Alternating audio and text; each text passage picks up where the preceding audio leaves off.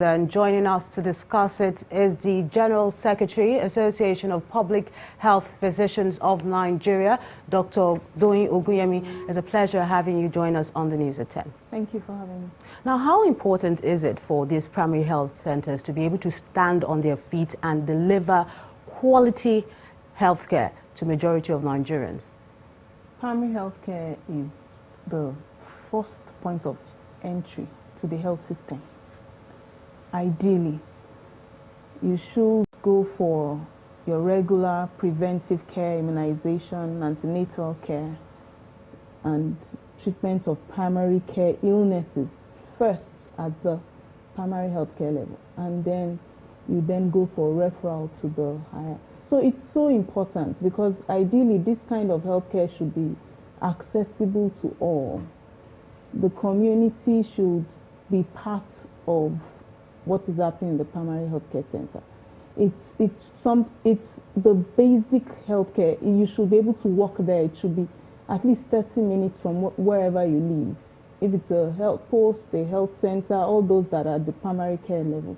So it's so important. If the primary care healthcare is functioning well and it's good quality, you wouldn't have people going to the secondary, so much influx into the secondary and tertiary health centers. That's right, Dr. Ogunyemi, and that brings me to my next question, because the tertiary health institutions are overstretched. So how can we make the primary health centers function optimally? Well, we have to go back to the basics, and normally what should happen is that the primary health care should be at the local government level, meaning that it should be manned at that level. So if we are able to strengthen that to some extent and improve funding at that level and manpower, because I think those are some of the problems. You get there, the manpower is not there, drugs are not there, infrastructure is deficient, they are not able to run efficiently as they should, and so people bypass it. So if we're able to strengthen that aspect, and in terms of distribution, we have more in urban areas than rural areas, and even within cities we have more in more urban areas. So if we're able to strengthen the manpower, strengthen infrastructure at that level, more people would be able to use the primary healthcare center. So what are the roles of the state and the local government in this regard? I know you mentioned something about the local government trying, at least they should chip in to make sure that... So the primary healthcare board normally would oversee the primary healthcare centers, but they're still under the Ministry of Health in the state. So they give the oversight functions as states to what happens at the primary healthcare centers. So in terms of supervision and making sure that things are run, trainings and all of that, that is what should happen. So I think a little more strengthening of what can be done at the level of the local government.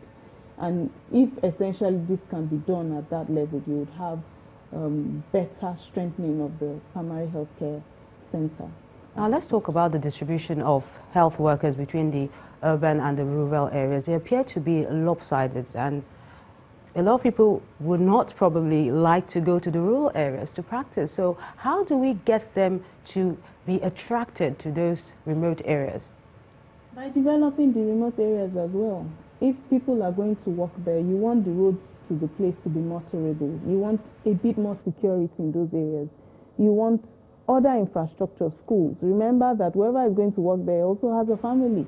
And so I think that there should also be incentives. So if I go and work in a rural area, pay me a little more than somebody who works in there. So make it very attractive. Make it worth my while. Yes, and then, you know, put the facilities there. People should feel secure and feel that they are part of the system, even if they're in the rural areas. So I think it's a whole lot of all of that working together. Thank you so much, Dr. Doyin Ogunyemi. It was a pleasure speaking with you on the News at 10. Thank you.